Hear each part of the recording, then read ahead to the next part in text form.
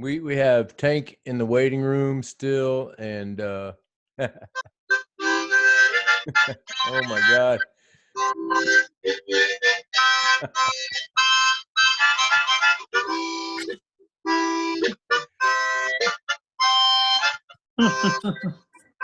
I really don't know very much what to do with this, but I like to make it make noise. Do it again. It sounded like you've been playing with Hemi lately. That's awesome.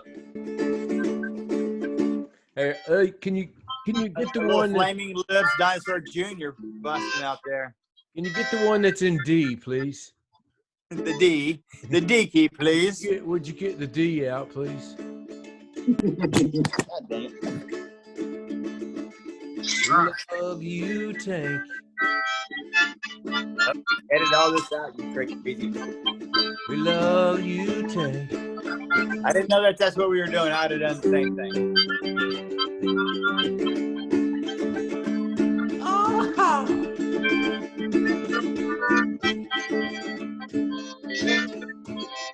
We need more. We need more. Hey, Tank.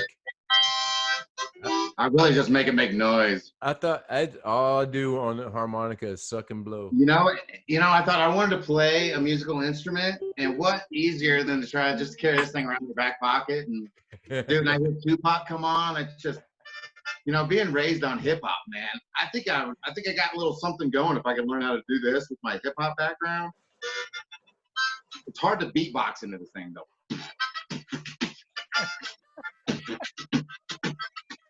Well, it's something I can maybe work with. How are you fellas tonight? I just suck and blow. That's all I do. There you go.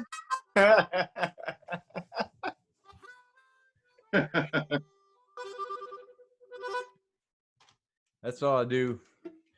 Hey, you can turn that filter off now. Filter? No, I'm kidding. I'm kidding. It looks good. It's getting hot anyway. No, I thought you had a filter. I was like, because that hand, kind of messed with me a little bit. No, that's a fucking goofy hat. I like it. And definitely my festival glasses, man. Love walking up to people. Hey, man, have you seen my mom? Have you seen my mother? Have you seen my mom? Are you my mother? Her, I think you are her. So how are you fellas doing today? Yeah, we're in the weeds, man. we're in the weeds. Whatever you guys have to finish up. Oh no, we're getting there with the technology, but we're talking about we're running a match play, invitational, and a charity, and we're kind of running an event at the same time. We're trying to do the fling show, Right. But you definitely take priority. Stop it, I'm just here to see you guys, man. So we'll do our while you're making yourself a drink, we do a little 2 minutes every show, and you can hear what's going on in the Houston area on Chris's news program. Cool. Are you ready for that, Chris? Let's do it, baby. Give me a countdown. All right, I'll do the little fling show intro. If I can remember how it goes. Are you gonna put Tank in the waiting room? No, we'll just let him watch. I can go in the waiting room if you want me to.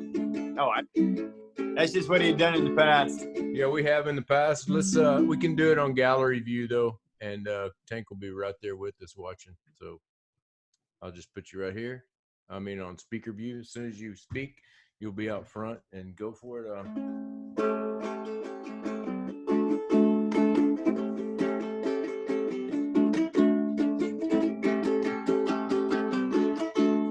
All yours. The Fling Show. The Fling Show. Y'all wanna know about the mystery of flight. You wanna hear about the scene done right. So kill your TV and just come outside. We're gonna take you on a beautiful ride. The Fling Show. The Fling Show. The Fling Show. The Fling Show. The Fling Show.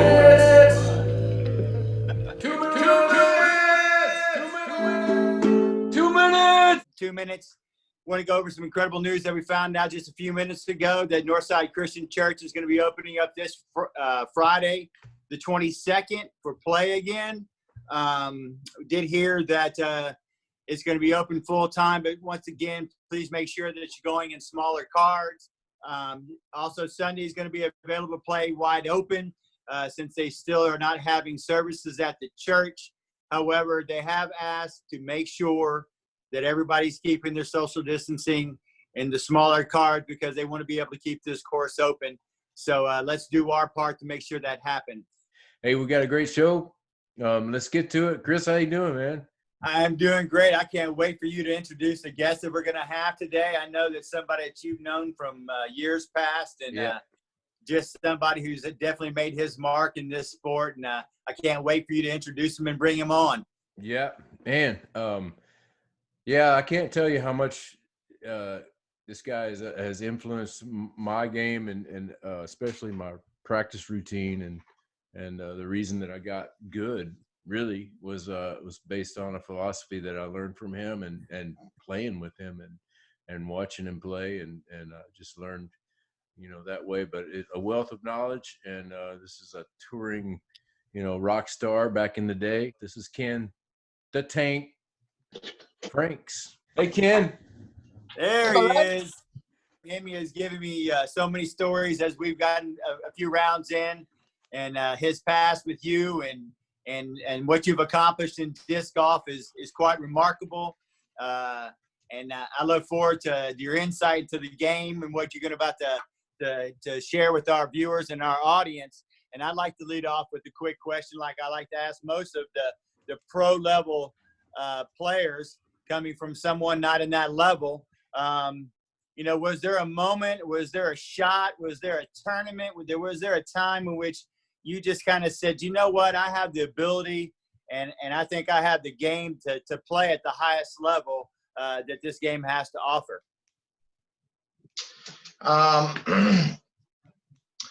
I mean, there was a few shots that I've thrown that were pretty good, but kind of just a cumulative, just the ultimate desire from the very beginning, how it was, we would get up at 4:30, 3:30, 4 o'clock in the morning, and we would drive to Iowa, or we would drive to Kansas City from Omaha. Just weekend after weekend after weekend after weekend, and just putting in reps like that is, I think, really where you build confidence. I mean, I've thrown some pretty, good shots, but I can't really say that it's one shot here or there. It's kind of more when you're on a course or you're playing a tournament, when your assessment skills on the course, that's where you make it. Because everybody in the game, everybody that makes money at disc golf can throw all the shots. It's how do you manage the course when you're in there, when you've just thrown in the shit and you're down by a stroke, and you need to get up and down and there's no way there. How do you deal with those situations? What decisions do you make? That's all kind of where that I think got me to, really just thinking I can make I can do this for a while. I can let this pay for my life for a little while. Whether getting rich, no, but it can pay for the luxuries, traveling to different places all the time and meeting all kinds of new communities. That was the best thing about it. So, but as far as one shot, there was one I kind of remember. I was playing a league round in Omaha. It was a Thursday night, Seymour Smith doubles. Never missed it. Did it every week. I was paying for the union then. Got out early so I could get a round in before. And one of the local guys got a really good partner, a hot partner that night. And they shot 15, 16 down or something. We had 2 holes to go. And we were up. We were down by 2. And we get the first little dump hyzer, and then the second shot, me and my partner both throw right into a tree. Like, shoot 190 out. Like, this is the last hole. We've got to hit this to send it to a playoff. And somehow I just threw an 80 on a beeline on a little patent pending, and dead center squared it up. It stayed. We won the playoff. And that moment there was kind of like, so what can you do instead of leagues? Like, what's the next level? Like, what next can I do? Oh, there's these little tournaments. There's a little bit more money, you know. So learn the rules, and it kind of came like clockwork to me. What do you think that what do you think it is, you know, on those little small, the C tiers and the B tiers, even some of the A tiers, you know, you're out there and you see the guys with the 1,000 ratings, and that, you know, they show up and there's like 3 or 4 of them, and say it's a 2-round or a 4-round, like a 2-dayer, you know, and those guys, you might beat them or you might tie them or you might be up there in the mix, you know. What is it that brings them to the top, you know, that at the end, like how do you get to that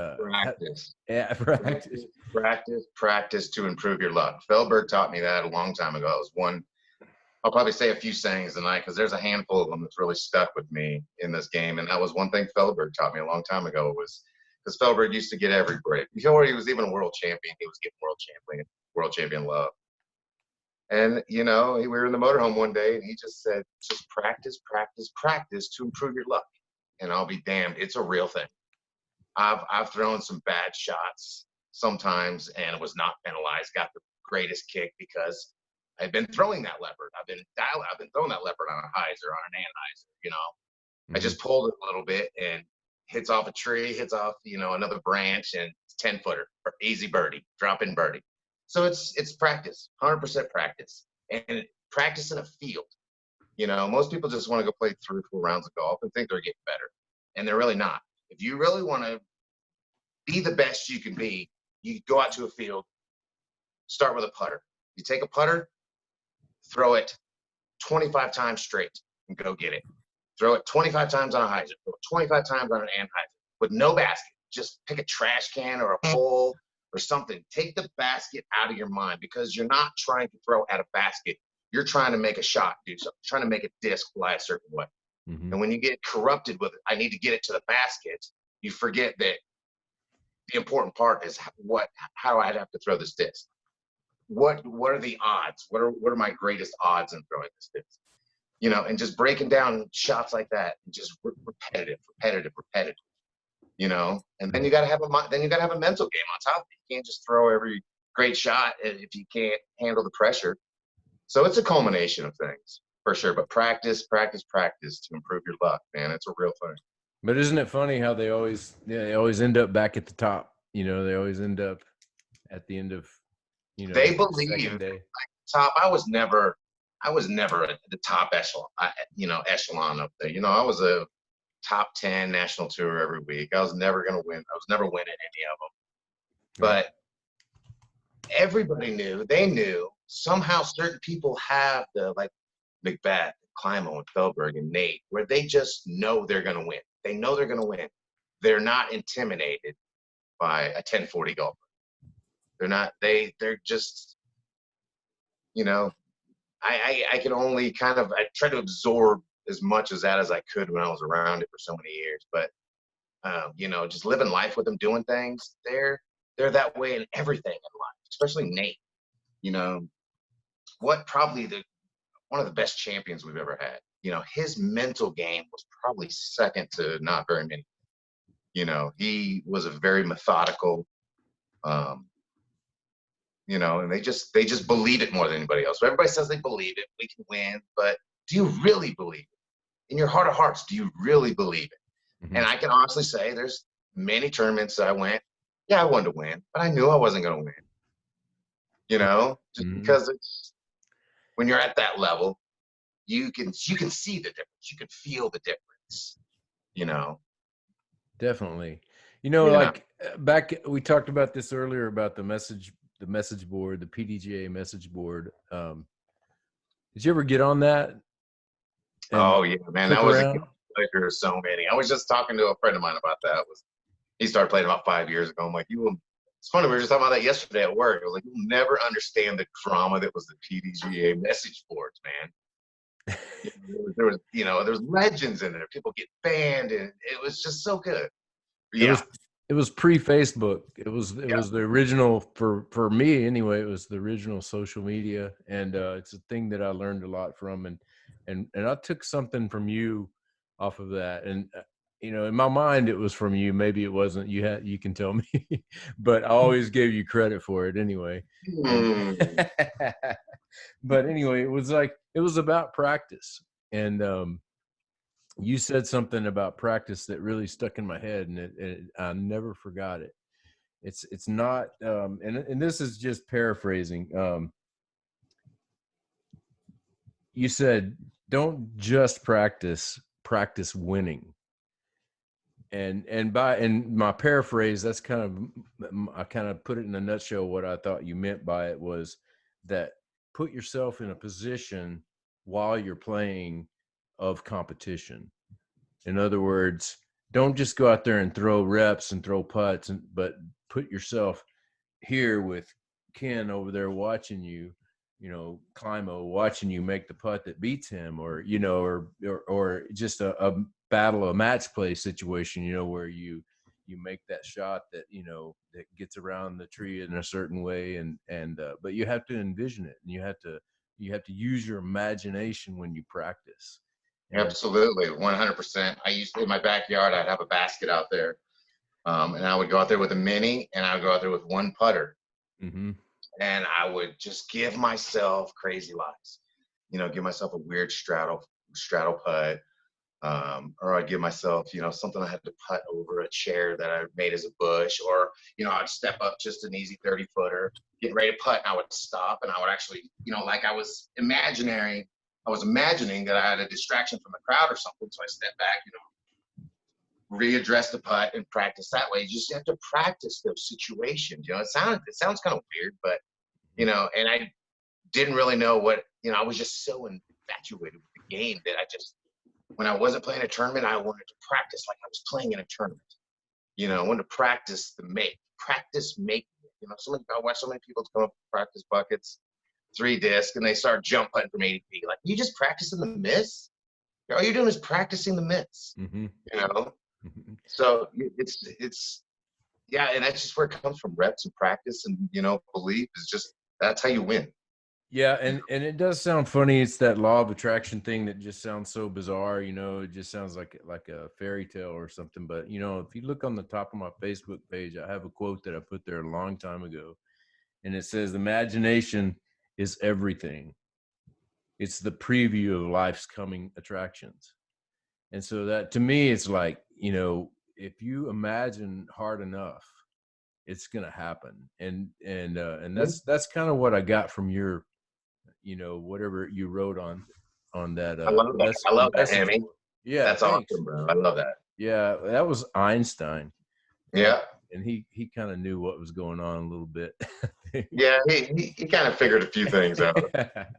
But yeah, your wisdom, or just lessons learned on the track, on the course with all those great players, that's where I got it from, and that's just something that I still use today. When I practice putt, I do some reps. I'll have a stack of 10, but I always spend a little bit of time right before I throw to put myself in the situation mentally. Yeah, and having that stack of 10's okay, because sometimes you're not going out to put yourself in a tournament situation. You're going out to practice that muscle memory. So it's okay to do it that way. You can practice different things. It encompasses all kinds of different practices. Sometimes it's a big stack to practice just muscle memory, release point. The other one is completely focused, all in your head. You can make this 30-footer every day. And I just envision every basket on the course was the basket in my backyard. Every basket I ever played against, I just envisioned was a basket in my backyard. That's all it is. Mm-hmm. Yeah, with me, it's numbers. I have the putting game that Mace Man, I think Mace Man maybe even created it, that he calls stations, and it's 1 through 10. It starts off at 15 feet and goes out to 60. For me, it's those numbers. And because I know when I step them off on the course, and I step off 13 feet or 13 paces, I know that that's a 35-footer. And it's not just knowing the distances that makes it interesting or makes it makeable. It just puts you in your practice routine, like you're there in your backyard because you stepped it off. Chris saw it the other day in our match play. What did I do, Chris? The first thing I stepped up, we were on the second to the last hole, and I had a 50-footer. And I mean, I didn't know that until I stepped it off, but you know, I walked up to it and it was so long, it looked like so far. And AP had like a 25 30-footer. And so the first thing I did is went to the basket and then stepped back to the disc. And that was just so I can kind of lock in a practice routine. So it's like, okay, well, I'm just practicing. I'm just after playing with you so many times, the more I've seen you do that, the more times you'll make that putt. Yeah. The ones I've seen you miss are the ones that you don't walk off.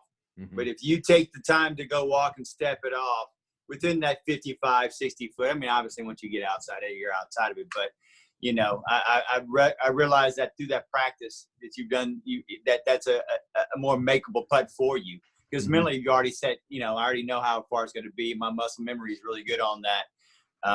So I do see that paying off a lot for you during your rounds. There's no doubt about that. You watch a few of the players that are currently playing. I mean, you know, I don't want to get into the, get off my lawn, you know, look back.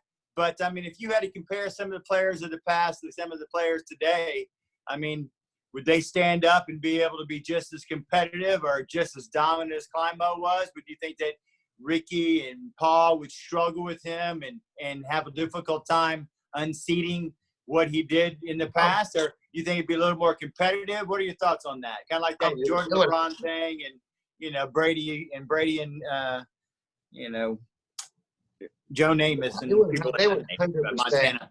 They would 100% be in everything. Instead of it, Ricky and Paul, it would just be like Ricky, Paul, Kenny, and Barry. You know, I mean, I just, like, the PGA is like that now. I'm not sure golf is, you know, disc golf is really like that. There's more and more seeing people like KJ USA and James Conrad. I love seeing that new blood coming up and winning majors and, you know, handling themselves in the you know, the Ryder Cup, you know, and all that. 100%, you know, but it's, you know, it's all just what they've learned. You know, I mean, would we have Kobe without Jordan? Hell no, you know. Would you have, you know, Paul Macbeth was hanging up disc golf. I lived in Huntington Beach for a while. He played. I was whooping his ass out there. That big, lofty, ugly putt, he hated. Hank, how do you make that shit? I said, I don't know, man. They just go in. There's no spin. But he was pretty good. He was, you know, on the up and up. And I thought this kid might be able to, you know, he's got a good work ethic. He might be able to, you know, win a world title one day. And then I remember he kind of gave up disc golf and he went, you know, was going to start playing semi-pro baseball. You know, he was done, you know. Mm-hmm. But I remember that. You know, then he comes back and you know, he's in the talk for one of the greatest disc golfers of all time. You know, so, you know, 100% they would all compete. It would be, can you imagine what those freaking tournaments would look like now? I mean, Joe Maz would be making $1 billion a week if you were able to fill the card with Climo and Barry and, you know, Saki Bomb and Paul all in their prime playing each other. You don't know how much money I would pay to see all that. I think we all would. Where were you when Felberg was on? Was it Letterman or Conan? No, he's on Conan. Conan, yeah. Where were you? Were you around or did you know him? We were at we were all in the motorhome together. And Felberg had left. I think we were actually on our way to Ohio to the Jenkins compound. And of course it aired like weeks later or whatever. I don't remember. It was, you know, Felberg was back. We saw Felberg before it ever aired. So well, that was pretty cool. Man. He's a great representative, but man, that night I was thinking, God, they should have had Climo because he was such a, like you mentioned earlier, Chris, he's such a Joe Namath type, you know, like just a laid back. I mean, Climo is a character, man.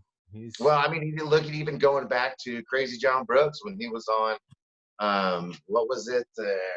that world, where that show from like the late 70s, early 80s, maybe. World of Sports or something like that. You know, where you came on and you tried to break like world records or whatever. It was a show that came on like Sundays. Crazy was on that. Wild World of Sports.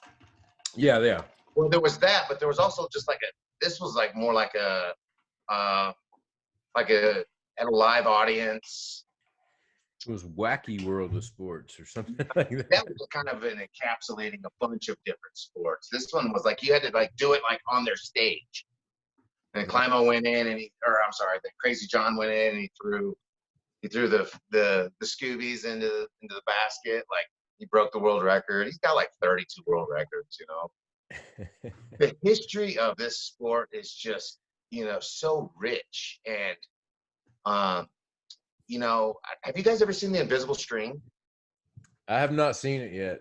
Have you heard about it? Yes. It's probably the best documentary about disc golf or just about frisbee of all time. But you know, we really need to kind of document more about our past and you know, keep people alive that were, you know, everybody wants to talk about the greatest disc golf women ever. And they don't even know who Elaine King is. They don't know who Julianne Korver is. They don't even know them, you know. It's like we need to really enrich our history. And, you know, I think the Disc Golf Hall of Fame in Appling, Georgia, isn't it Appling? Georgia. I think they're doing a really good job with it. But more now we're in this day and age, people aren't going to necessarily go to a remote forest and go learn about disc golf. We have this media now in front of us, you know, and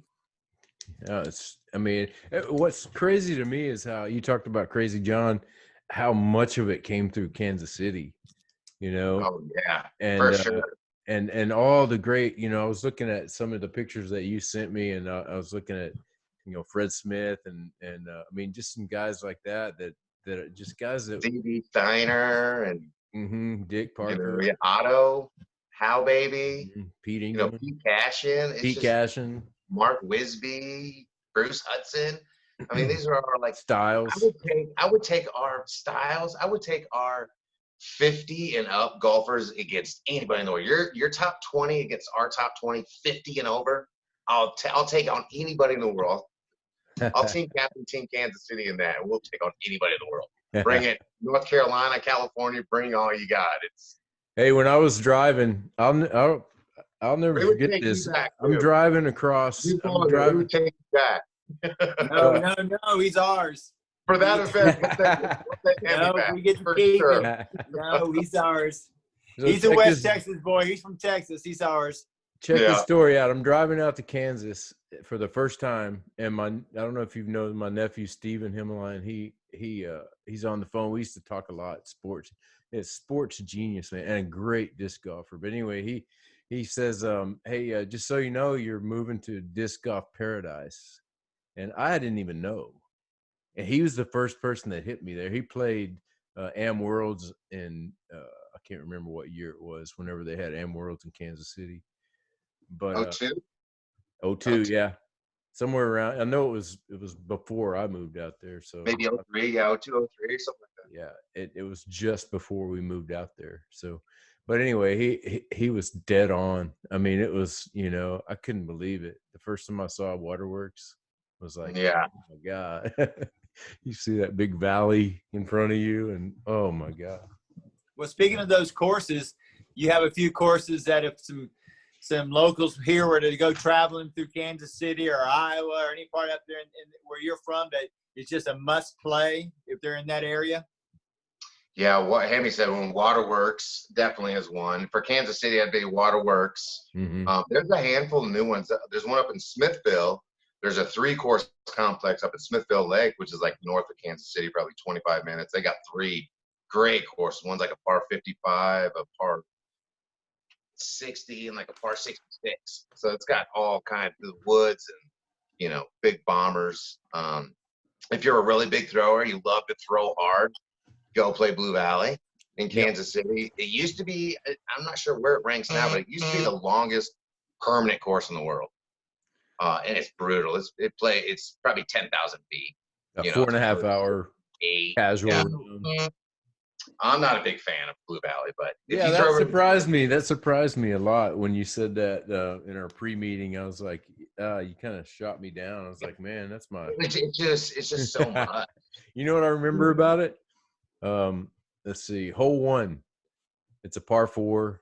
It stretches across this massive valley and then back up and over the top, and I thought I finally was going to get a stroke on you, and you were, I don't know, you were 120 out with the big hill down, facing down like I that. remember that putt. And, It was and, for 3. and he that was the hits one time I ever this threed that. massive putt that came from like the outer sphere. I mean, it just came.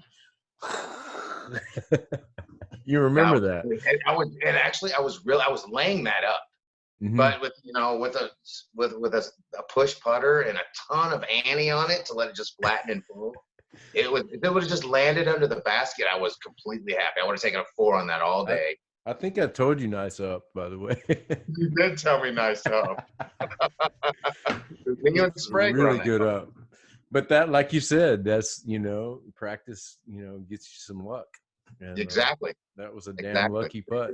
I was laying that thing up and 9 from 100. What are you gonna do?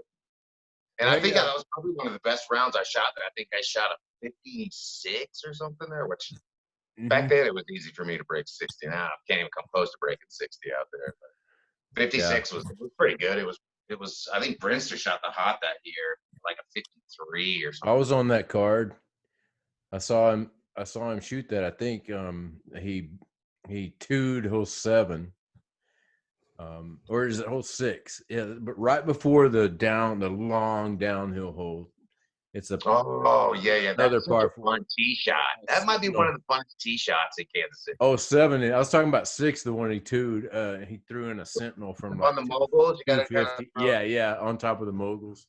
Oh, okay. But how can you not love this novelty that is Blue Valley, man? Did he throw a big, huge Anheuser, or did he throw a roller? He threw it off the box, just gutted it right up the middle, and then got out into the open. And then he just threw a sentinel in from like 250. Oh yeah. Well, that's how you got it. 350. Yeah, that's how you two that hole. But yeah, I got that in my bag. But Brinster, is he still playing? I haven't seen his name around too much. I haven't seen him much either. I haven't talked to him in a while, but I'm not sure how much he's on. Nobody's really playing right now. Oh yeah, definitely. Getting a lot of practice in. So his babies are now probably 6 or 7, 8. So they're probably, it's probably chilling a little bit more on a lot of the traveling and, doing more family stuff, which is totally understandable. But I haven't seen his name very many tournaments. Do you ever see a time when you'd be back, playing out there and trying to compete again since you got your knees done? Would be living in Colorado. The best chance would be, if I lived in Kansas City again, probably be a better chance. But yeah, probably not. I did it for 20 years. I feel like I'm, well past my prime. I'm just, a shell of the golfer I am now. With the titanium knees and a double knee replacement. It's just spend $140,000 on knees. You don't want to just go mess them up throwing frisbees again. We're still playing for each other's money. It's not like it's still not all about the signing $1 million contracts. And we're still out there playing for each other's money. So you're bionic. You're bionic. Yeah, I've heard that so many times. Well, $10 million man, you should be like it means you're back to normal, like you're better than you were because you had them replaced. Now it should be. It doesn't work like a light bulb, guys. Light bulb replace it. It works perfectly. It doesn't. That's not how it works. I always tell them I said it looks good on the outside, like a ¡65 Cadillac, all painted nice, but on the inside, the belts are all going sideways. I'm spitting oil. If I'm not spitting oil today, I will be later on. So yeah, I appreciate you thinking that it's all fine and dandy, but the inside's not all working properly. That's for sure. Yeah, good luck trying to find a distributor cap for that thing. Exactly. And if you do, it probably doesn't work either. Right. Well, hey, we have a surprise guest tonight. We're gonna. Oh yeah. Yeah, we got We're gonna bring him on. Somebody from your past. This is your life, Oh my Ken. God. Yes, this is your life. We're going to give you a couple clues to see if you can guess who it is, okay? The first clue is he knows you so long that he knows you from your days as Mr. 58 at the United States Disc Golf Championship. Do you know who this person is? It'd have to be Avery. No. Second clue is this guy knows you so long, he knows you from your days of having a paint company where you couldn't figure out why you couldn't keep ending up with a corner with no way to back out. Say that again? You kept painting yourself into a corner and didn't know how to get out. That's how long he's known you. When you were a painter, that you would paint yourself into a corner. That's how long he's known you. Is his name Billy? Getting close, but no. Okay, Billy. 2 more clues. Let me check my He knows notes. you so long, he knows your days as a house-wrecking party animal because it takes one to know one. Kim Scott Wood. God, you're not really good at this game at all. Last one. Last one. Let's He give him knows you so a long, your visual. days as a lowly cornhusker throwing sky-high loft putts that impressed him enough to make a recommendation that would change his disc golf path to full pull pro. Yeti. Dun dun dun dun dun dun dun dun dun dun. Yeah. We have a winner. Wow! Thank God you got it on the last clue.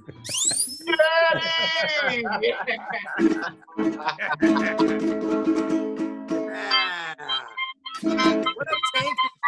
Oh, that's awesome. Thanks for taking up harmonica now. Welcome to the show, Jay. Nice to have you. Thank you for joining us here on the Fling Show.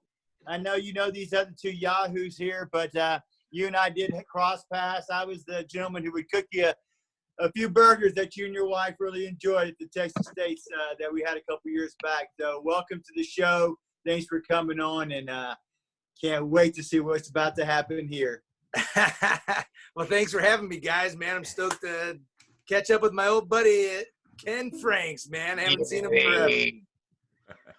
What is up, brother? I even have a story about you in my notes, my friend.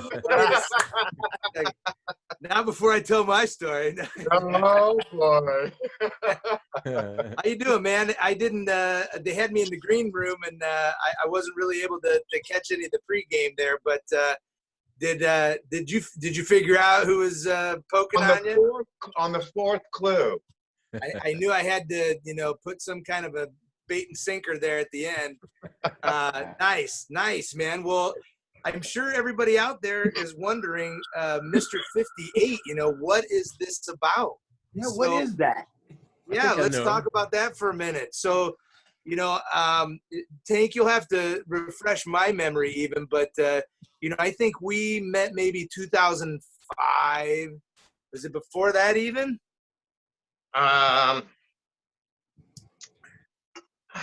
Maybe like 03 Des Moines Challenge, maybe. Yeah, you were creeping out of Nebraska. I was in Omaha, yeah. 2003, 2004.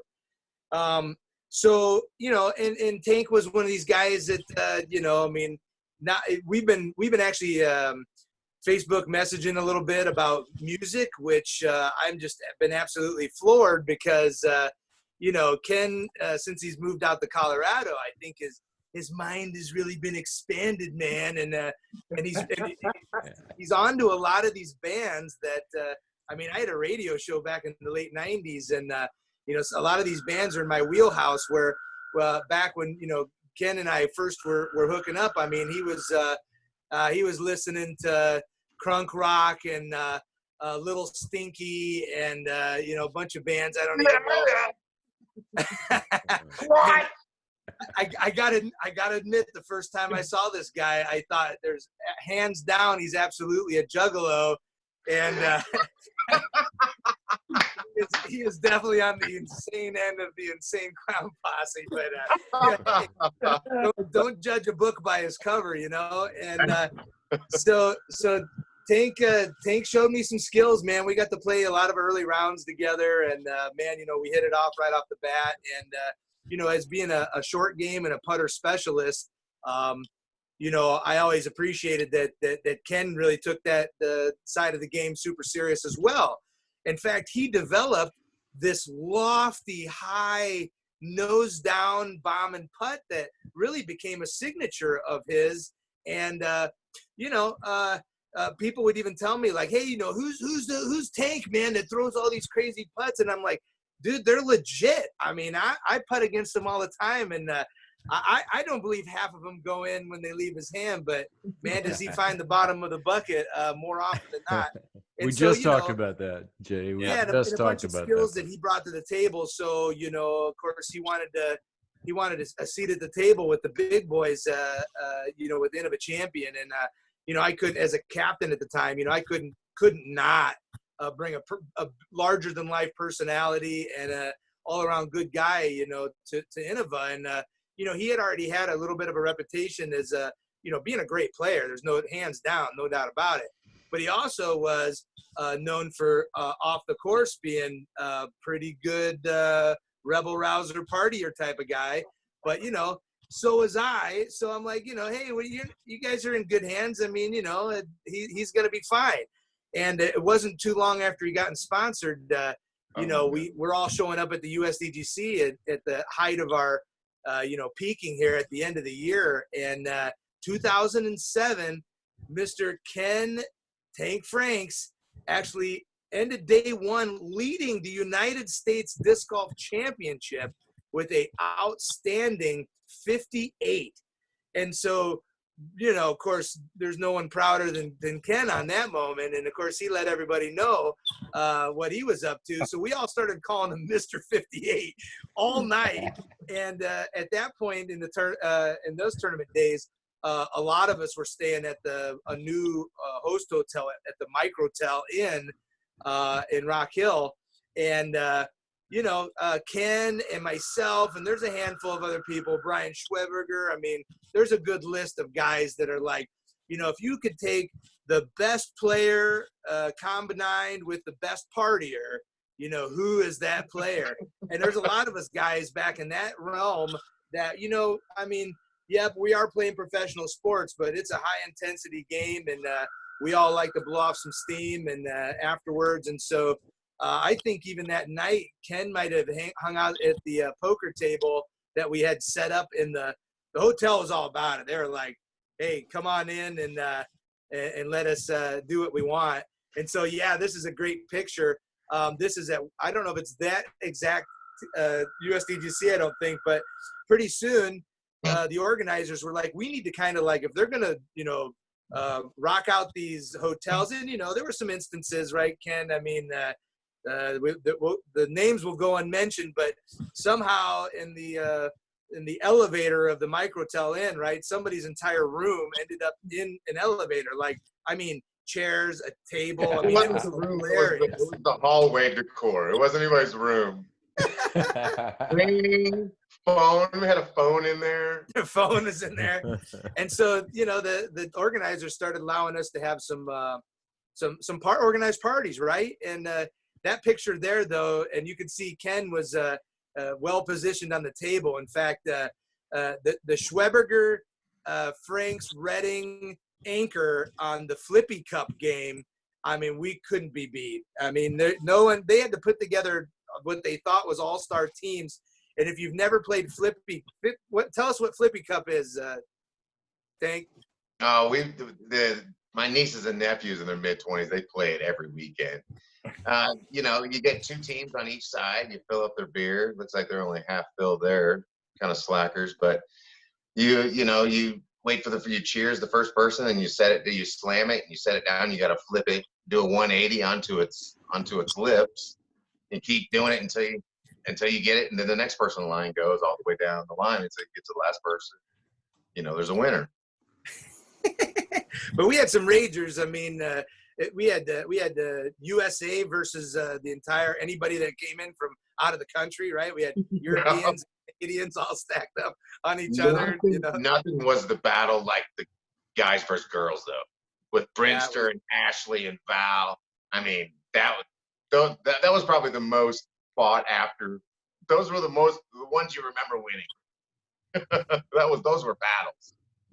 So, you know, and then, you know, I think next year, you know, we had the same thing. We took it to another level, and then all of a sudden, about 3 or 4 tables ended up being stacked.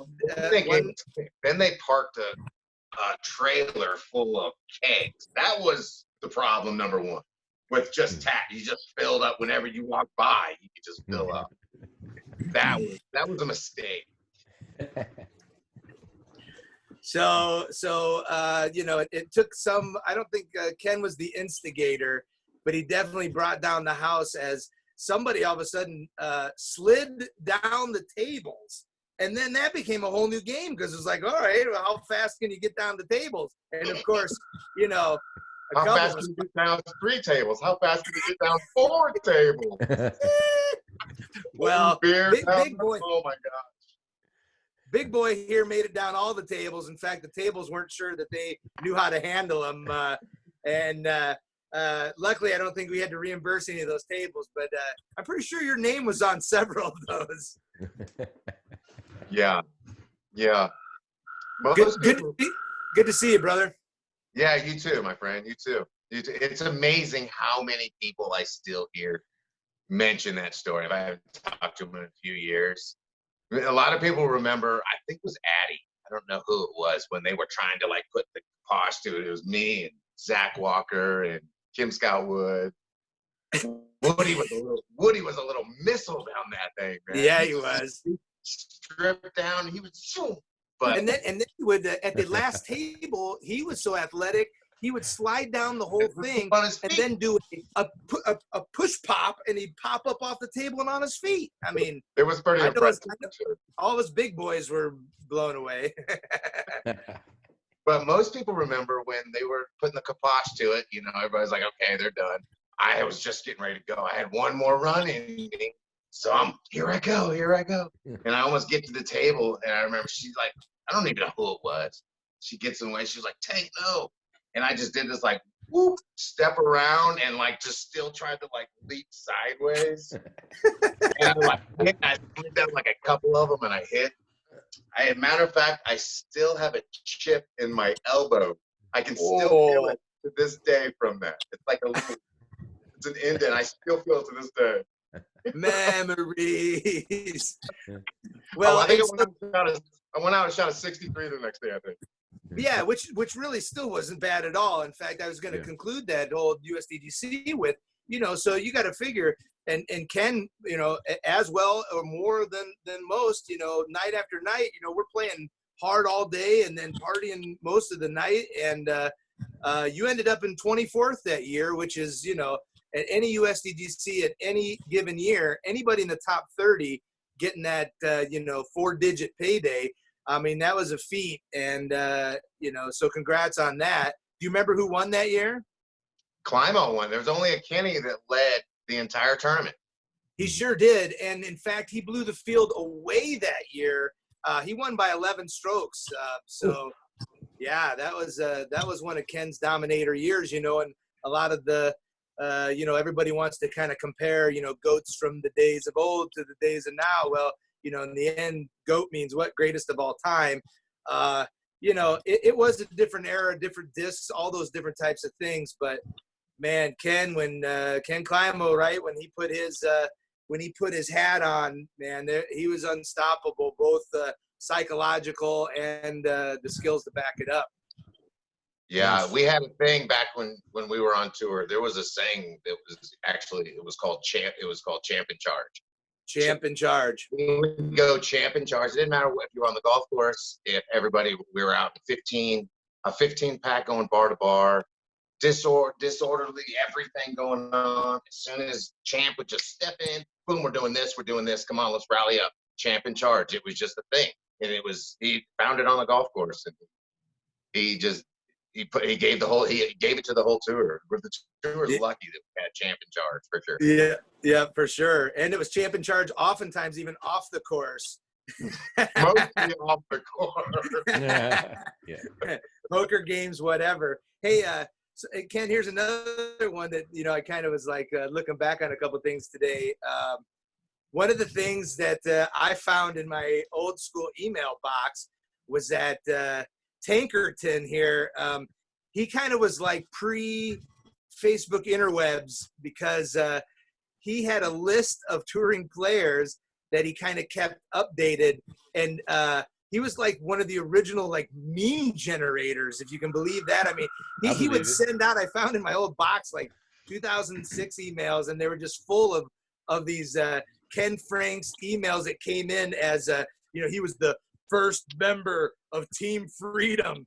And he would send all these hilarious not for safe work. You remember all these? Man, look how blonde my hair was, man. Oh, that's awesome. Speaking of meme generators, Tank sent us this one. That's great. This is where it all went wrong, I guess. Yeah, it's all got started. Yeah. That's where it all got started, right there. Yeah. Coors, man. Oh, Bellies. man. It's water.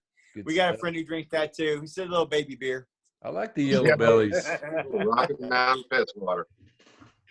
I like that Coors beer. To speak on that, you know, we were kind of to touch on a few different topics we were talking about. Yeti, now that you were talking about the whole mystery, I have a Frisbee in there. I don't remember. I think it was Kim Scott Wood or Avery. Somebody wrote Mr. 58 on it. I still have it. I'll never get rid of that. No, you won't. But we were talking. One of the first questions Hemi asked me was kind of like the get off my lawn, you know, conversation. Like what's better about the past, you know, and the opposed to golfers then and golfers now. But one was that year in 07 when I shot the 58. I was the only person that shot the 50s that year. Mm-hmm. That's how that course used to play. Now people shoot. There's 455s, 656s, like.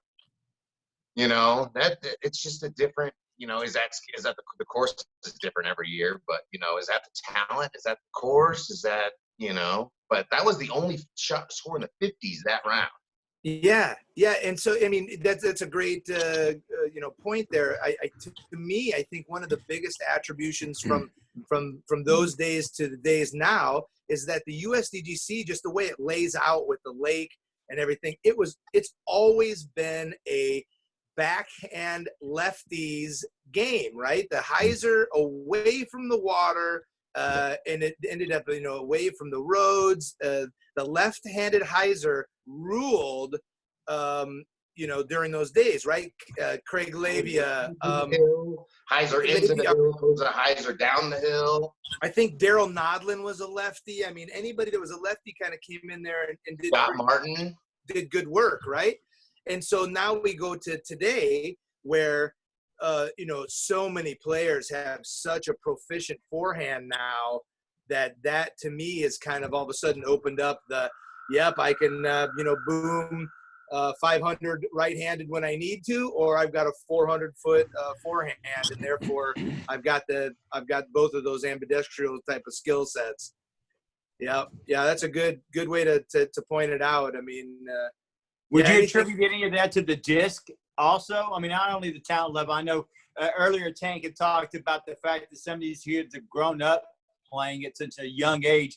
And so these discs, you know, have been developed to certain levels as far as I'm concerned. But back in y'all's day, I mean, obviously you didn't grow up playing disc golf. Now we've got Connell Stillwagon. I know you probably know Matt's son. I mean, He won juniors, and he's been playing his whole life. You got to watch Claire, his daughter, now throw a disc. You know, when they're just growing up watching their adult, you know, either their favorite player or maybe their parent, their friends or whatever, these kids are getting started so much earlier. So do you think it has to do with some of the – I mean, obviously it's going to be all of it. But do you think the discs have anything to do with it, especially with what you're seeing with what these guys are throwing long distances for, you know, the world record and everything? It's just exploding. They don't mean anything. Disc technology from then and now doesn't mean anything at the USDGC. Yeah. And the salt flats throwing for distance, 100%. any distance contest, 100%. The USDGC doesn't matter one bit. Mm-hmm. Those discs aren't helping you there. You know, I'm asking a question, that statement. Kenny won 3 USDGCs with a T-bird. You know. Yep. T-Bird Rock So, AVR. Yeah. Yeah. So I mean, and Tank had a lot similar game to that too. You and Champ, I think you had a lot of things in common. You know, you got Yeti also. this putt from outer space. You got controlled mid ranges. You got the great T-bird throws. You know, And I don't know what ever possessed me that was the way that I should putt. I don't You know, either. you know what I think it could have been was when I first started playing this game. I was living in Charlotte, North Carolina, and I putted with a DX Archangel. That was my very first putter. And I played. I cart one of those, man. I have a DX Archangel in my. And I've got one myself. Yeah. You know, Rennie Gold. I played all through the woods on those hills. Yeah. I with that, and I was a great putter in Charlotte.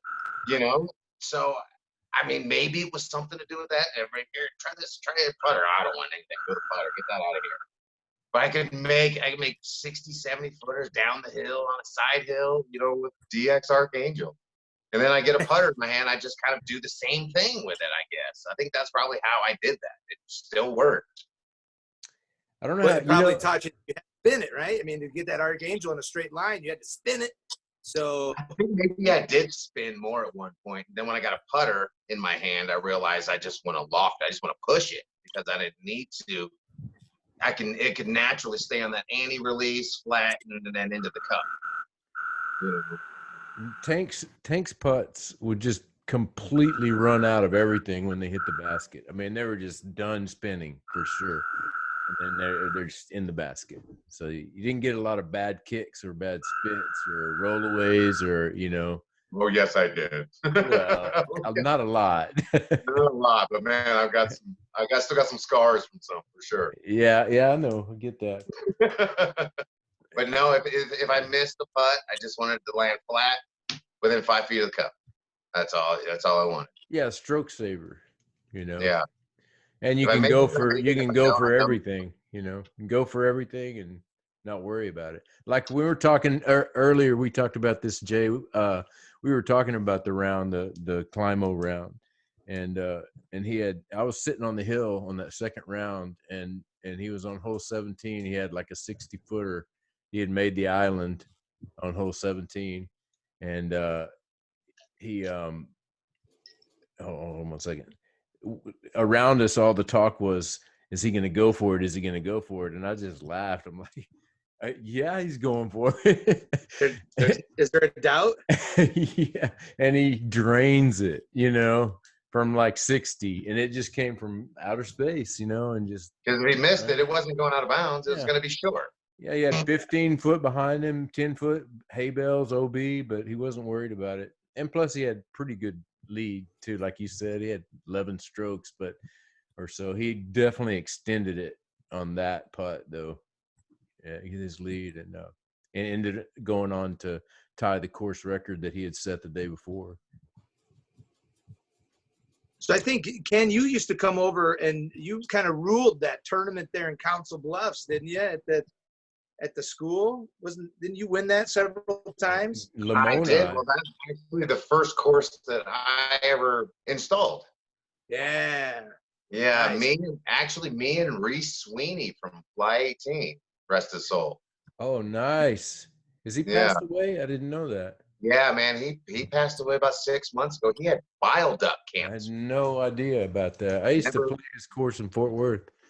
Yeah. One of his I flight also we put a course in out in Long Beach. We did a couple of them, but yeah, Council Bluffs, the Treasure Cove, man, Iowa West. It's such a great. I put in a hanging basket. I'd always wanted to install a hanging basket. They gave me permission to put in a hanging basket. I was so stoked.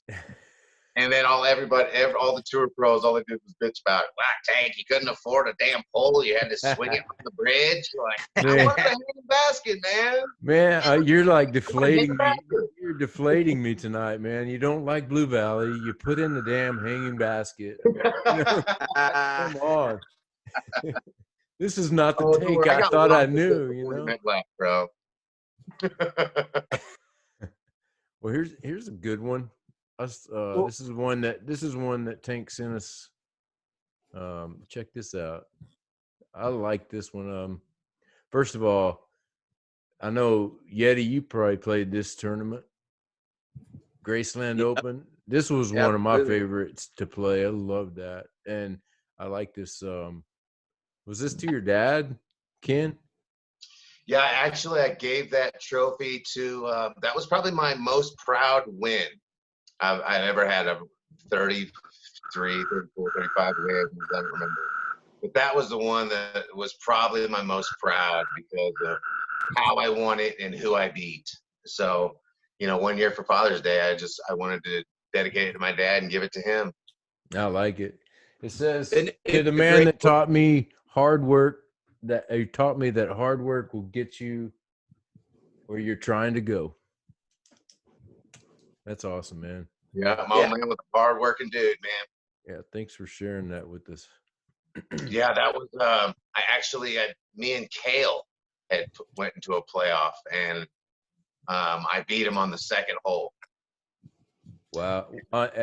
At Graceland at the college? Is that where the playoff was? Yeah.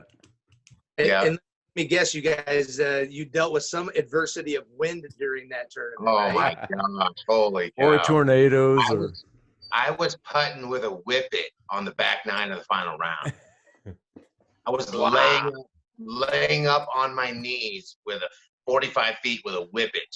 Fingers crossed, man. Just stay there. Just stay. Retention pond on the left, barbed wire on the right, 350 feet straight down the little tunnel right there with the wind. That's such a great hole, isn't it? It is a great hole. That was the smoke hole, right? It's you the remember? Smoke hole, yeah. You couldn't smoke on this course, but they would jump that fence. Because every time you get to, you'd have 3 cards waiting to tee off. Yeah. It was Lamone and I, some of the best disc golf per capita. I mean, it's probably been outdone now, right? But between JB Rolling Hills and the Graceland course, I mean, they were just 2 phenomenal courses in such a small town of just, a handful of people. Here's a bit of quick trivia though for Graceland. Can anybody name their most famous son that went to Graceland College? And this person went on to make America like super, super proud of him in athletics. And then later in life, people were pretty confused on what was going on in his head because we weren't really even sure if he was he. Bruce Jenner. Oh, there you go. Oh, good one. Yes, Bruce Jenner went to Graceland College for some track. He's a decathlete. Yeah. He was a theologian at one point. What is that? He was a theologian at one point. Probably just scholarship. I suppose, I mean, that the whole school is kind of based on it. Right. Yeah, absolutely. Yeah, that's like the school you'll go to if you want to become like a priest or not a woman, not go man to woman. It took him a few years to come out. Yeah, I think that took him a few years to come out. Hey, I do have a question back on that hanging basket thing. I play with a lot of guys that are different levels of abilities, and there are 2 thoughts. Some of them cannot stand playing tournaments where baskets are raised or up on some kind of mound or in some kind of, just upward position. They want everything to be regulated, same height, same basket, same thing for PDGA events. What are your thoughts on that? Do you think that it all should be the same height? Or do you like the additional, hey, let's hang it from a tree or inside of a tree or whatever?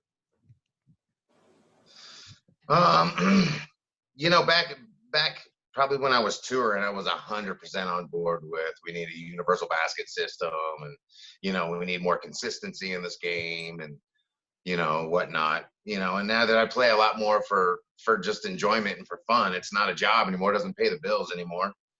I can kind of say when it comes to the tour, I think when you come to the upper echelon, B and C tiers and all that, whatever, big deal. A tiers, big deal. But when it comes to like the national tours and majors, the Disc Golf Pro Tour, I very much like a synonymous basket for sure. Everything, it's, you can do other things than have to, falsify ground underneath the basket, where if you miss, you're guaranteed to roll away down a hill or. I don't know, what do you feel on that, Yeti? You're still more connected to the pulse of it. How do you feel about it? Yeah, no, I mean, I think you're spot on. I mean, I get it. Raising the target does provide an extra, really it adds odds into it. I mean, if the wind picks up on a elevated target, I mean, then all of a sudden it's not even fair anymore, almost on some certain level. I like that they put the cylinder, I didn't like the tripod situation where there was a lot of hitting and rolling away. Now, like in Waco. Yeah. Yeah, I'm okay with some of that, like they're doing on the Disc Golf Pro Tour. I mean, some of those holes, if the odds, if everybody's hitting those fairway marks, it does add a bit of excitement onto the green side of it. I don't think, I definitely don't want to see a majority of them like that. I mean, they've been trying to do that at Fountain Hills for years to make it more exciting, and the players just learn how to kind of just get it closer and not have to deal with that. I think. But your first comment though, I'm not in on the trees. I mean the hanging by itself, that's a type of elevated target, but to suspend a target in a tree with trunks, making it a directional target, not a fan of that at all. Great. And I mean that's where now all of a sudden you're what about it's like hole 14 at USDGC, or is it 14? I think. Or hole 6 at the wintertime. Yeah. At the wintertime open in California. Yeah, Oak Grove. Yeah, Oak Grove. You got one dead set in the middle of one where you can have 12 footers and you got to play a ricochet off a branch to even have a chance. Oh, Peace. We have a new course here, Bandit, that's done that with a couple. They have the suspended basket, and then they have one that's inside of a tree. First time I'd ever played a course like that, and I enjoyed it as just for fun because it was a fun round, but I could not, playing it for a tournament. We played it in Worlds, too. Remember Blueberry up in High Bridge, Wisconsin, the Blueberry course, they had a tree. They had one stuck right in the middle of a tree. Well, you were pitching high. You had no putt.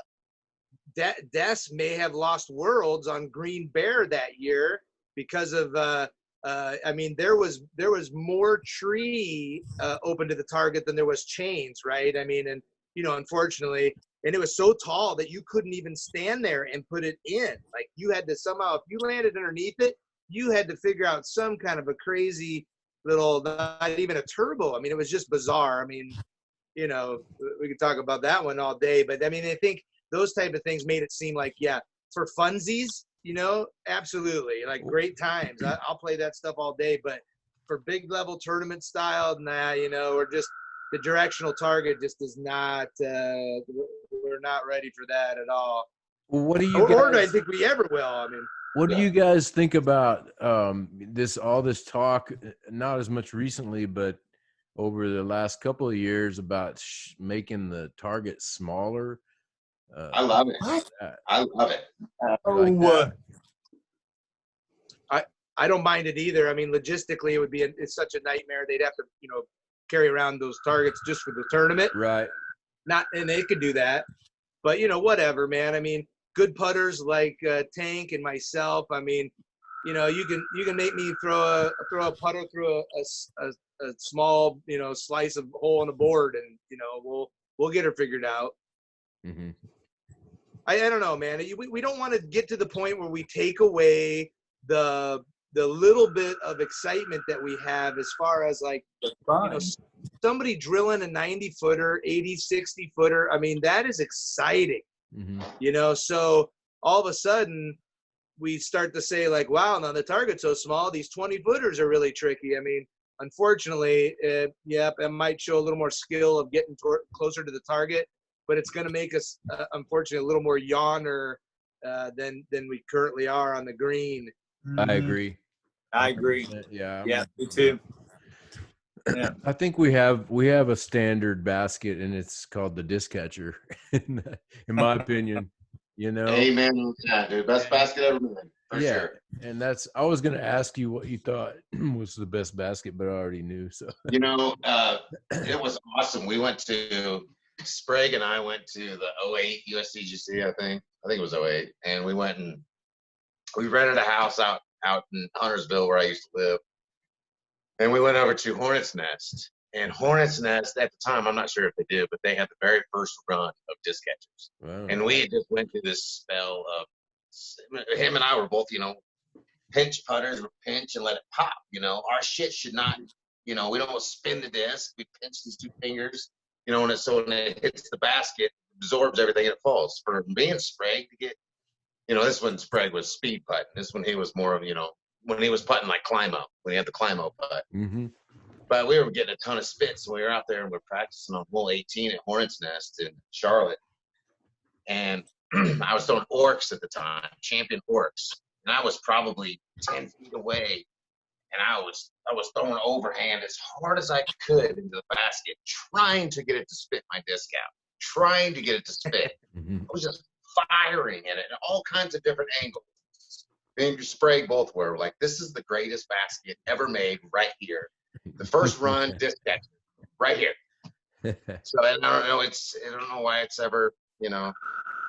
We have at Spring Valley, they have the Mach X's, and they're beautiful. You know, a really beautiful basket, but they're just too rigid. You know, it kind of excludes putter with touch. You know, Those on high right putts Yeah. can just turn and go right through those. Also, yeah, that's true.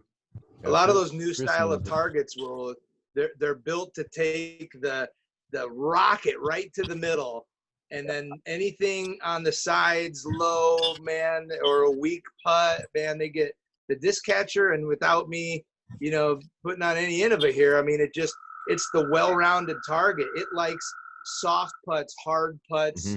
I mean, it seems pretty true. And yep, you know, you'll get some to bounce off the pole, but in the end, that usually tends to say like you putted it a little too hard, you know, or maybe you're using a putter that's got a little more energy propulsion back at it, you know. But well-rounded. Yeah, I'm not a Sometimes you sponsored disc golf. I'm not a sponsored player with Innova or anything like that, but I've always loved those baskets. And just recently, at one of our little courses, happens to be like 5 minutes from my house, a little 9-hole. They had a basket missing for like, it seems like 2 years. And one of the neighbors stepped up and bought a basket, and he bought a brand new disc catcher. And they had horrible baskets everywhere else, but this one spot.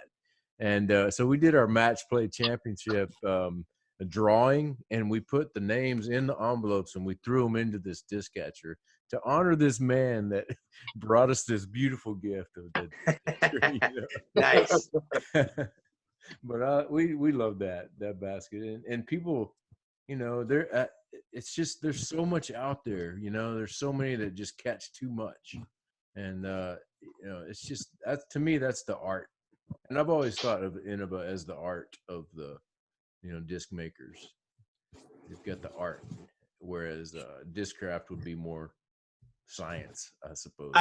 I did appreciate when we had Charles on, and since now I'm sitting here with three of the greatest putters around, and Charles Mayo is a really good putter, but he had a really good point when we interviewed him.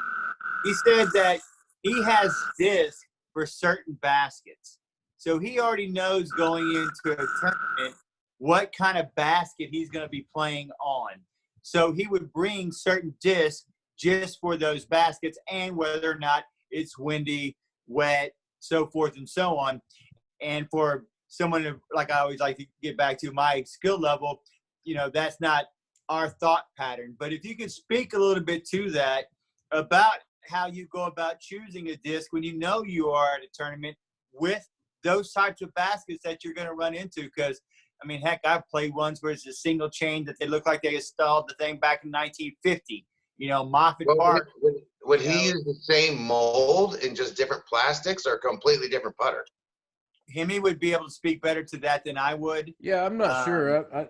To me, it's about wind more than the basket. Like I wouldn't necessarily change a putter for a basket unless, back in the day I used to throw a bulldog. And I was gonna say that's so like I wouldn't be throwing a bulldog into an 18 chain, Mach 2 or whatever, whatever that is with not enough chain. I wouldn't be firing a bulldog into it. But normally I wouldn't change putters. I would change, a little bit of style, throw it low. Like on those Mach 2s, I tend to throw it low on the pole. They tend to catch better. I just lofted everything. Yeah. I just lofted everything. Tank just throws it from outer space. So it didn't matter what the basket was? I wanted mine to be coming down into the chains no matter what it was. Coming down. Mm-hmm. The cylindrical opening is larger at a 30-degree angle coming into the cage than it is straight on, as Ken found out.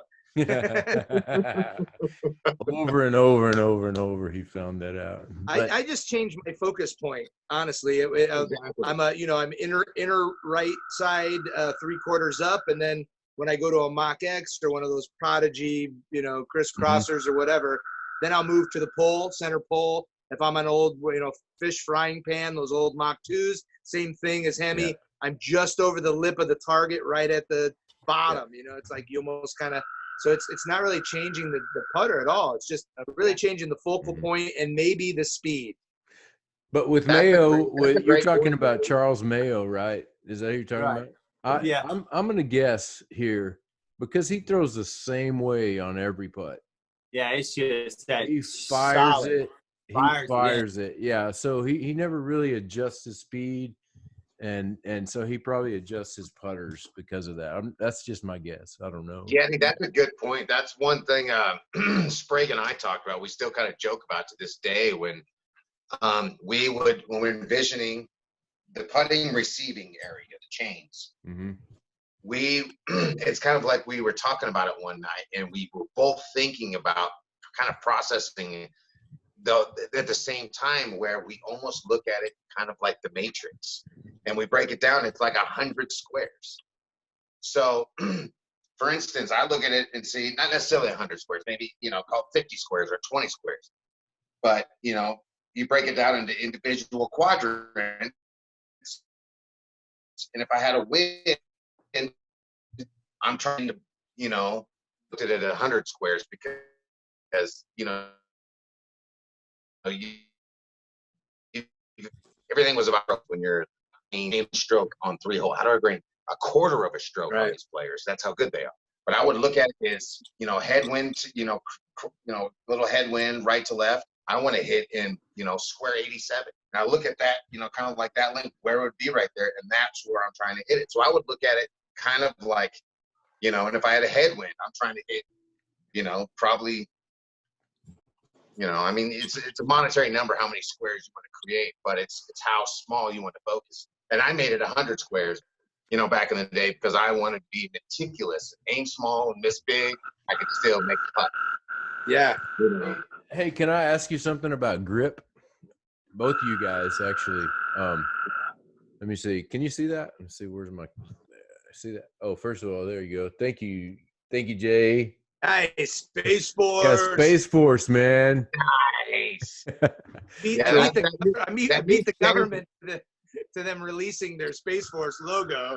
I like mine way better. Yeah.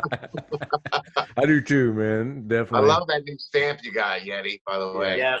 Nice. Here,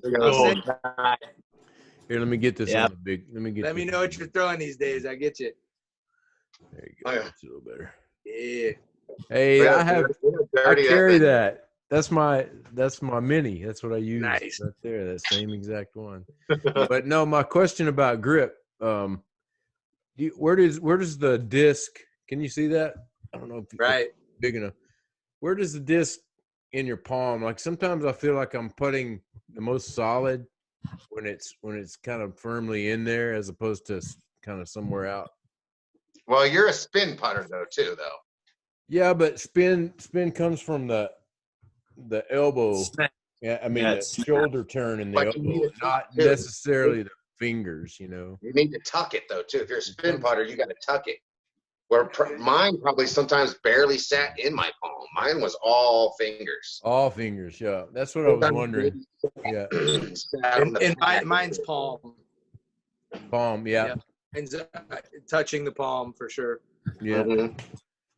Yeah, funny thing about y'all brought up about Sprague, and we're supposed to have Chris on. I'd love to hear from him about this, but he was struggling, and he told me that he developed a yip and in his pitch putt from up close, and so he started spin putting. So we went lefty. Left-handed. Yeah. Yeah. And It's he true. started winning tournaments. He won the big one up in Maine. Won you and Des won it 4 times. At the Maple Hill, Marshall Street. Yeah, he won that, and I think it was the lefty spin putt that helped him get over his yip problem.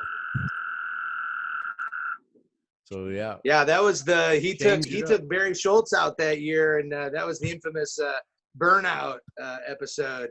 Hey, where everybody on was wondering where somebody was at the awards, and all of a sudden we heard rocks flying out the park. Hey, let me tell you a story. It wasn't Sprague. It wasn't Sprague burning out of the parking lot. I thought he was MIA because he was burning out somewhere. I misunderstood you there, but Sprague actually, we had the awards in the barn, and in the old barn they had a basketball hoop, and I forget, it wasn't the trophy, but maybe they threw him a MSDG Maple Hill T-shirt or something on his way up, and then he ran up and freaking dunked it. Nice. It was a good He's moment. Hell of an athlete, man. Yeah, well, Sprague is a natural lefty. He only plays disc golf righty. I know. You remember we were talking about Graceland? They used to have the lefty challenge or the offhand challenge. Yeah. For a basket or for a big big Those prize. are great, man. That And was we always tried to take Sprague out of the equation because he's going to win it. I would just throw a roller. Just roll it down that hill. I got a lefty. I got a bit of a lefty though. My righty is hilarious. So no, not me. But before Marshall Street, I was playing with Sprague at Glass Blown, I think it was Glass Blown, and he was playing down. He was having a rough time, and he was in the dumps, and he was like, and we were friends, he was consoling. He was like, I was trying to console him for having a bad game and for being way down on the card where I'm at. It's like, 8th card or so like that. And he's like, man, he was in the dumps, and I kept trying to cheer him up, and then all of a sudden he comes back from the car and he's all happy, and he's like, just found out I got in Marshall Street. And he got his invite and announcement somehow from some friend while he was playing the Glass Blown. And I was like, see, man, there you go. Just go win that tournament now. And for sure, that's what he did, man. He went and won the damn tournament. So anyway. Nice. Yeah, it was a big win. But a big win. You Midwestern guys, man, we love you. Has Tank told us what his last? I don't know if they're completely open in Colorado. What was your last takeout meal in Colorado, Tank? My last takeout, probably Jimmy John's. I had Jimmy John's for lunch today, but probably for dinner, I did go get some Indian food. There we go. I did buy me some chicken tikka masala. That's what I'm talking about. Man. Joan, give me some garlic naan bread. Give me some curry, baby. How much? Well, both of you guys. I mean, Hemi, you were up there too. I mean, how much of Jack Lowe's cooking were you guys eating? That guy's a chef, huh? That dude's throwing down. He's COVID throwing down in the kitchen. Damn. Man, he's gonna find him a nice little husband one day. I know he's turned into quite a catch. Yeah, there's no doubt. There's no doubt. He's got to make up for that mouth somehow. Love that guy, man. That's a mover and shaker in Kansas City, man. It wouldn't be what it is without him. That's a fact. I love that little ginger, man. For sure. Love And then that my other guy. question, thinking just for you, Colorado-wise, what was your last concert at the infamous Red Rocks? I mean, I'd be at that place every night, it seems like. Yeah, Green Sky. Yeah, Green Sky. I went the 3-day run of Green Sky last year. Green Sky Bluegrass. Yeah. And if y'all don't know those guys, right, check them out. Oh, I will say that one. They're phenomenal. Oh my God. Yeah, I sent them a couple YouTube videos last night. Yeah, I appreciate that. I was checking that out. Yeah. Cool. Dig them. Yeah, and my first show there was Warren Haynes. Was my very first show there. I went to see Dark Side of the Mule. Oh my God, it was so good. Nice. So, yeah. See Michael Franti there. I've seen Cheese. Turquoise opened for Green Sky one year, and they played together and just killed it. You know Turquoise. I think we've talked about Turquoise, haven't we? Yes, but if that's the official pronunciation of them, then That's how I pronounce them. I don't know. They're badass. Jazzy. How do you pronounce it? I basically just call them turquoise. I think it's Turquoise. They open for them there. Circles Around the Sun are supposed to open for them this year. You know, we might be able to see a show there. You never know. How about you, Chris? Have you ever been to Red Rocks?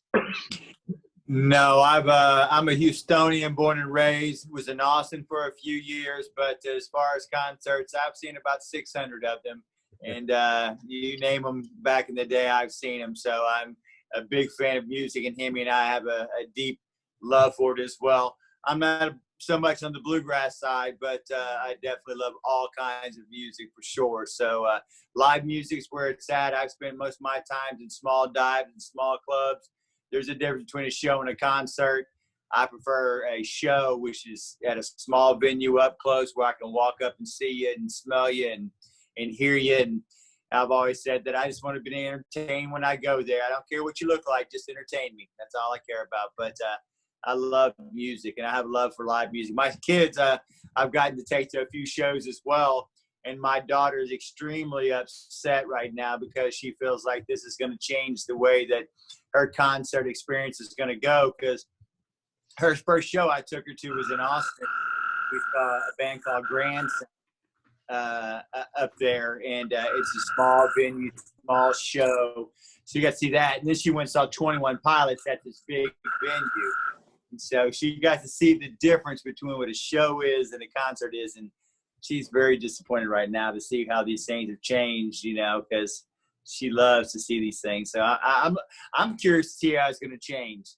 You know, are we all going to be able to stand next to each other and enjoy it the way we used to? Because I was used to being in a pit, you know, no shirt on and jumping up on top of somebody right next to me. So I just don't see that happening again in the near future. So it'll be very interesting what happens. Here's the band down here, and here I am in my sucky ass seats way up here, and I'm yelling out, "No more!" And they're saying, or was it "No war"? I can't tell.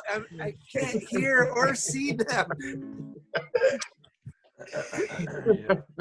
Yeah, you go to the show to watch it on a video screen, and I just never quite understood that. You know, I never got that kind of show. I've been to them many, many times, but why do you want to go to a concert only to watch it on some big live screen? You know, you might as well just be at home. Once you hear the audio from Red Rocks, you would probably never ask that question. Oh, no. I've seen many shows that have been there, but of course, not being from that part of the world, I only get to see it visually.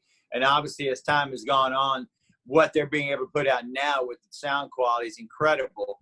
The venue looks spectacular. I mean, I'm all about venue and area and space and time.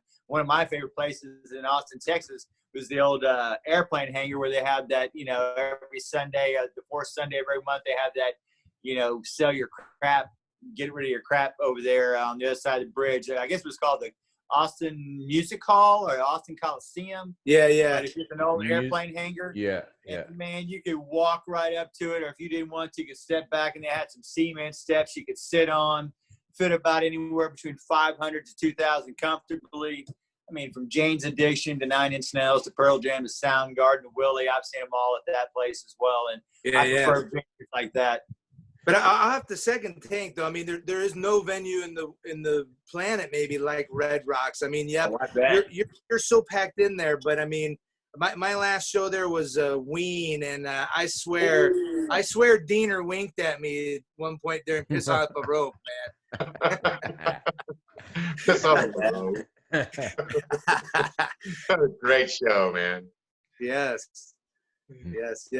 What about hey, I don't want to, man, it's great seeing you, Ken. Yeah, man, I wish you all the luck. I can't wait to come out to Colorado and visit you out there again. I know you've been out there for a bit, but, man, let's definitely catch some disc, catch a little music. I'll try to get my waggle back together because I'm understanding your golf game might be maybe a little more on the forefront here, huh? Yeah, it's probably better than the disc game these days, for sure. You must be rolling in a couple dollars to be playing that game. If you want it bad enough, you can find a way to make it happen in this world. That is true, man. That is true. But appreciate you, brother. Great to see you tonight, and I'm glad I got to pop in on it a little bit, man. And hell yeah, buddy! I'm glad you came in, brother. What a great surprise. Hey, thanks a lot, Jay. Thanks for joining us, and thank you, Frog. Your Frog for joining us. Yeah, your Frog rocks. I love it.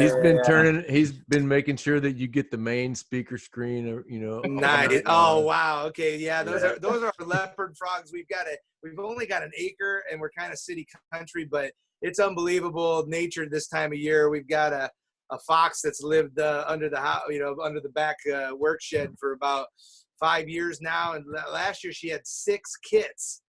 Wow. And I just saw her running around, and she looked like she might have let them loose. So I'm waiting to see some baby foxes run around, and we got birds, and these leopard frogs, of course, keep us company at night. So sorry for them hogging your audio. Don't apologize to the frogs. No, it wasn't a problem. They were just turning you on the main screen on that. Nice, man.